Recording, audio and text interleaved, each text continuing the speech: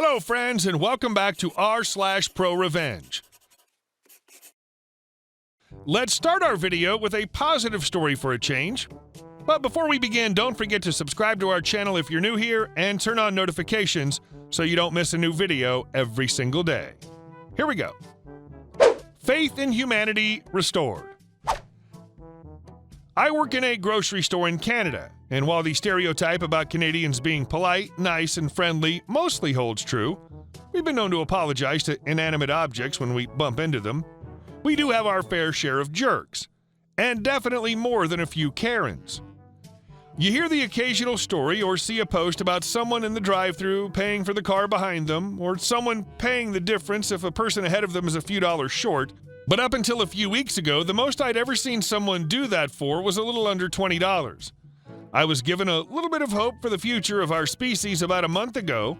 I had someone come through my till that was having trouble with a couple of gift cards she had. 2 of them rang through, no problem, but 2 kept coming up with an error message I'd never seen. I remember something a while back about some cards having issues, but I don't remember if it was one of our cards or what the denomination was. Anyway, I'd suspended the order as she'd stepped to the side so she could transfer money from one account to another, but she was having trouble getting her apps to load properly. Not uncommon. My phone drops the signal in the store all the time. Our signal in the store sucks, and our Wi-Fi is even worse. It's why I usually text instead of call. Well, the longer it took, the more upset she became, and she was starting to have a panic attack. I couldn't fix the cards at my till, but after suspending the order, I was going to take her to customer service so they could sort it out. Before I had a chance, though, the gentleman behind asked how much she was short. I answered, and he said he'd cover it. I asked if he was sure. The amount was just under $120, and he said yes. The girl broke down and tried to tell him no. He didn't have to do that, but he insisted. He then handed me $120 to cover her groceries. I was shocked. He wouldn't take no for an answer, so I finished the order, gave him his change, and quickly put his own order through. I told him that was very nice of him, and I hope that he had a wonderful day. There's still some caring and generous people out there, and given the current world situation, I wanted to share this as a nice change of pace from the crap we have to put up with on a daily basis. Side note, I have no idea if the gift cards were fixed. I think she was too upset and overwhelmed that day, and I don't know if she's been in since. And our second story. Boss says, I don't know anything yet, so I do the absolute bare minimum. Some background. I started my first full-time office job at a corporate America hellhole a week after college. It was an industry I hadn't worked in before, and I needed to be licensed. The company that hired me, we'll call them Smith Incorporated, paid for my licensing fees, study materials, classes, etc. for me to become licensed. The total cost was about $500. It was a sweet deal. They gave me approximately 90 days, paid, to study a textbook and pass an online course. I didn't have to do any work for the company, simply study and pass the licensing exam. It was pretty easy, and I passed on my first try. My boss, let's call her Mary, was super excited that I passed, and I began training under an associate-level coworker who'd just been promoted from the position I was in. The coworker, Jen, was super great and helpful. She began training me on 2 simple tasks that I could do. The only rule was if the client had a question specifically about the contract, I'd ask Jen or forward it to my team lead. Well, I ended up getting an email from a client about their contract, and I video called Jen to ask how to handle. She walked me through it as I shared my screen with her.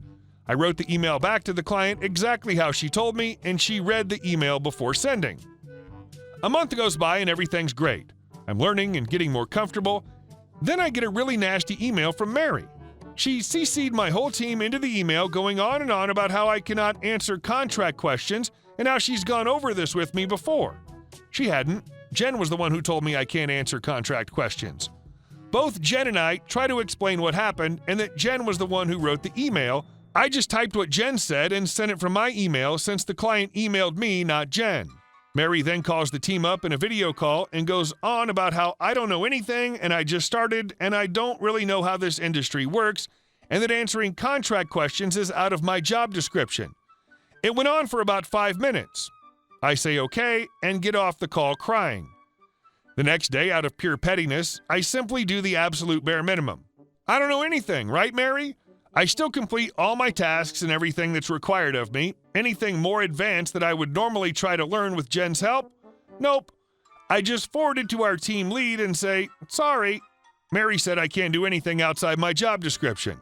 Work was much less stressful after I decided to listen to Mary, and what many others told me before, don't do anything outside of your job description. Also, Mary later fired me for being a whistleblower when I reported the company to the health authority for violating COVID protocols. I sleep better at night knowing how much money Mary wasted on training me.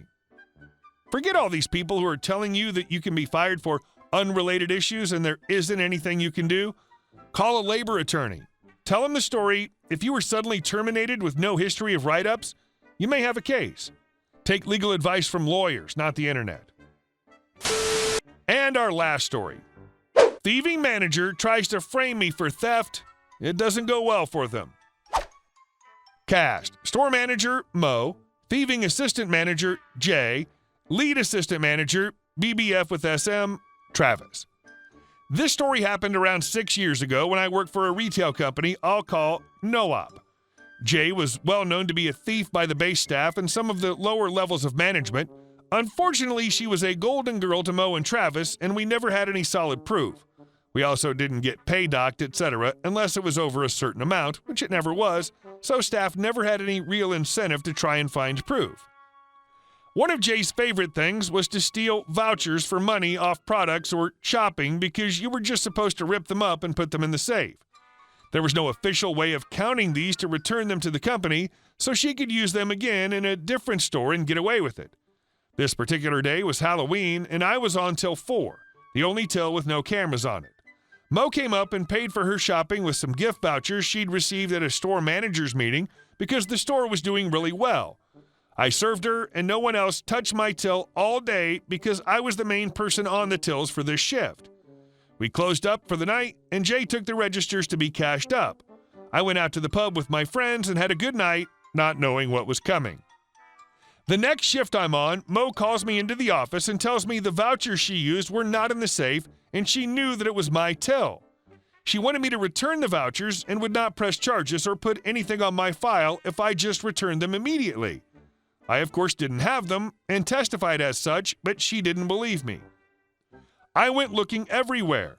The bin under till 4 and the bins outside, under the tills and on the floors around the tills, just in case I dropped them or put them somewhere dumb while trying to sort out cash, etc. Roughly an hour later, Jay comes in, hears what's going on, and offers to look as well. She finds them in 30 seconds flat, somewhere I'd already looked. I essentially hissed out, what a coincidence that as soon as Jay looks there, she finds it immediately. How coincidental. Seething with white fury as I knew she was now framing me for her own theft. She could have found them in the office and made a simple mistake, but no, she made me the fall guy for her own idiocy. I tried to plead my case to Mo and Travis, stating that I wouldn't be dumb enough to steal vouchers that I knew were Mo's because I was the one who served her. One of the other team leaders, Paul, knew fine and well it was Jay and tried to tell Mo and Travis that I was being set up. But she was the golden girl and could do no wrong, while my name was mud as far as they were concerned. Heck, they thought Jay had caught me in the act. This meant war. Over the next few months, I got really friendly with Jay, flirting outrageously with her and basically pretending like I really respected her and that we were good buddies. It took me a while to work my way into her trust, but once I was there, I knew I could catch her stealing and prove it. We wasted off a load of Christmas chocolate products that hadn't sold and put them in a bag to be put in the bin. Jay said we should take them home, against company policy and seen as stealing, because they were just going to waste otherwise. We were standing underneath the camera just outside of its range, so I said, I don't want any, but if you want them, you can have them, and put them on a trolley just inside of the camera's range. I'd studied the camera angles a great deal, preparing for a moment exactly like this. I saw her look at the camera, down at the trolley, back to the camera, before walking off to get her stuff. I warned my colleagues not to take any of the chocolate, even if offered, and had an evil grin on my face, which my colleagues commented on. When Jay came down, she nonchalantly picked up the bag as if it was her shopping, offered chocolate to everyone, and walked out the door with it. Gotcha, B. The next morning, I arrived for my shift and put on the most somber face possible as I approached Travis. You should check the cameras on the back door at approximately 22:21. I think you'll find what you see very interesting. He asked me to explain further, and I looked over towards where Jay was, not even 5 meters away, and looked back. I can't go into further detail right now, but I'd strongly suggest you go and look at the cameras for that time now. Travis begrudgingly walked off to do just that, and within 10 minutes, Jay was called to the office and her bag was searched. Within the hour, she was suspended pending investigation, and within the week, she was fired and barred from the store. I got a full apology from the managers who didn't believe me, who explained they genuinely believed it was me and had no idea Jay could have possibly been a thief. Their jaws hit the floor after I explained that every member of staff knew she was a thief, but that we didn't feel like we could do anything about it. After going around asking people if this was true, I got another apology. 6 months later, I was offered training to become a team leader myself. I took it. I'm glad you got an apology from your managers. Hey guys, thank you all for watching the video. I'll see you in the next one.